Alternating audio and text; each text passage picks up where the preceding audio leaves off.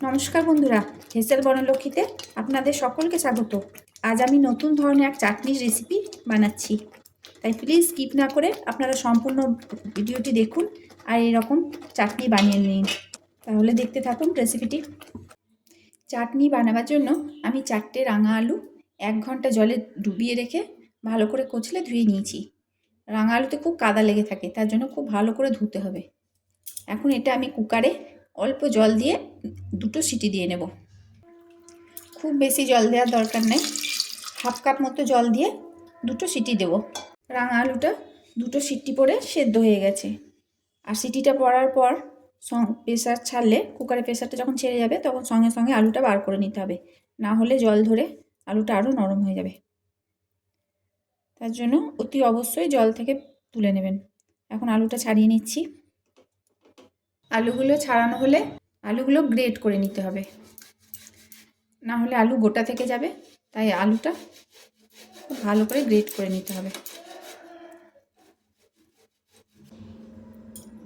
রাঙা আলুটা গ্রেট করে নিলাম। এখন এর মধ্যে দিচ্ছি সামান্য লবণ আর দিচ্ছি 1 চামচ কর্নফ্লাওয়ার। এবার এটা খুব ভালোভাবে মাখিয়ে নিতে হবে। জল থেকে যদি রাঙা আলুটা সঙ্গে সঙ্গে তুলে নেওয়া হয় সেদ্ধ হওয়ার পর, তাহলে কর্নফ্লাওয়ারটা কম লাগে, আর যদি জলে থাকে আলুটা পড়ে তাহলে কর্নফ্লাওয়ারটা বেশি লাগে। আর কর্নফ্লাওয়ার বেশি দিলে টেস্টটা ভালো হয় না, তার জন্যই জল থেকে সঙ্গে সঙ্গে তুলে নেবেন। খুব ভালোভাবে মাখিয়ে নিলাম। এখন স্বাদ বাড়ানোর জন্য দিচ্ছি লেবুর রস। এটাতে স্বাদ বাড়বে আর লেবুর একটা সেন্ট থেকে যাবে।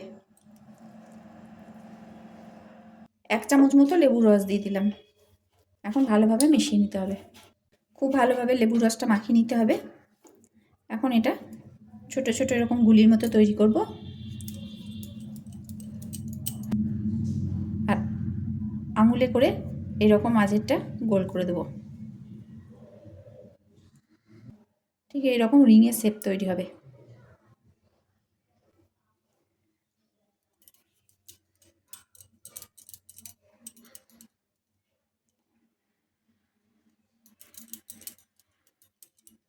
খুব ছোট ছোট গুলিগুলো তৈরি করব,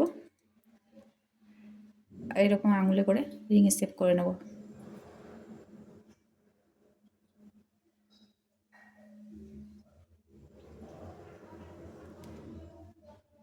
এরকমভাবে সবগুলো তৈরি করে নেব।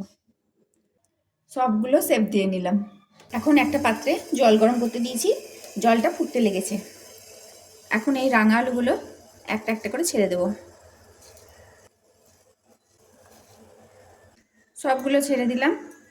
এটা ভেসে উঠলেই হয়ে যাবে, বেশিক্ষণ সময় লাগবে না। রাঙা আলুটা তো সেদ্ধ করাই থাকে, তাই বেশি সময় লাগে না। দেখুন বন্ধুরা, এগুলো ভেসে উঠতে লেগেছে। 1 মিনিটের মধ্যেই হয়ে যাচ্ছে। মাঝে একবার শুধু হালকা হাতে এইভাবে নেড়ে দিতে হবে।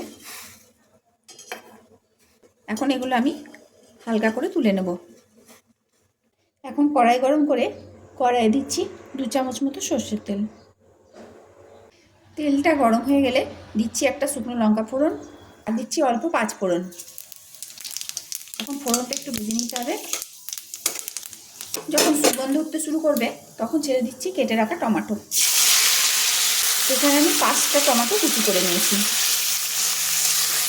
বড় সাইজের 5টা টমেটো কুচি করেছি। দিয়ে দিচ্ছি হলুদ আর লবণ। এখন টমেটোটা একটু ভেজে নেব। ভাজতে ভাজতেই টমেটোটা গলিয়ে দেবো। টমেটোটা খুব ভালো মতো গলে গেল। এখনও টমেটোর জলটা একটু শুকিয়ে নেব। টমেটোর রসটা একটু শুকিয়ে গেলে টমেটোর কাঁচা গন্ধটা চলে যাবে।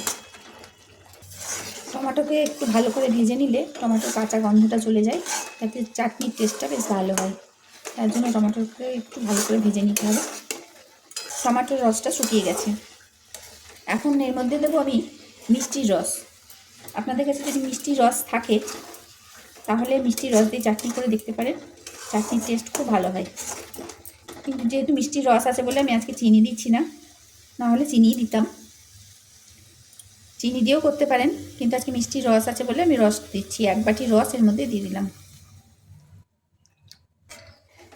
এখন এটা ভালোভাবে মিশিয়ে নিয়ে ফুটতে দিতে হবে।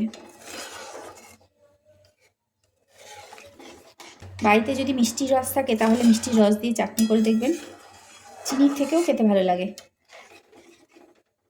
আর যদি না থাকে তাহলে চিনি দিয়েও এই চাটনি বানাতে পারেন।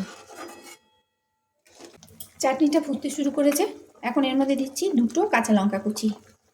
লঙ্কাটা অবশ্য আপনারা ঝাল বুঝে দেবেন, লঙ্কাটা খুব একটা ঝাল নাই, তাই আমি 2টো কাঁচা লঙ্কা কুচি দিয়ে দিলাম। যেরকম ঝাল খাবেন সেই রকম দেবেন। এখন এটা কিছুক্ষণ ফুটাবো যাতে চাটনিটা পাক ধরে আসে। ফুল আঁচ করে দিয়েছি আর চাটনিটা পাক হতে দিয়েছি। চাটনিটা 5 মিনিট ফুটিয়ে পাক করে নিলাম। এখন বেশ চ্যাটচ্যাটে হয়ে এসেছে। এখন এর মধ্যে এই রাঙা আলু রিংগুলো এক এক করে ছেড়ে দেবো। এই রেসিপিটা আপনারা বানিয়ে দেখুন, আশা করি রেসিপিটা আপনাদের সকলের বেশ ভালো লাগবে। রাঙা আলুগুলো দিয়ে দিলাম আর এটা খুব ভালোভাবে মিশিয়ে নিলাম। বেশিক্ষণ ফোটাবো না, শুধু মিশিয়ে নিয়ে 1 মিনিট মতো ফুটিয়ে নেব। এইভাবে চাটনি বানিয়ে দেখুন, বাচ্চাদের তো খেতে খুবই ভালো লাগবে। আর ভিডিওটি যদি ভালো লাগে তাহলে লাইক শেয়ার কমেন্ট করতে ভুলবেন না। আমার এই চাটনির রেসিপি হয়ে গেল, গ্যাসটা বন্ধ করে দিচ্ছি। সমস্ত রেসিপিটি দেখার জন্য হেসেল বনলক্ষ্মীর তরফ থেকে অসংখ্য ধন্যবাদ।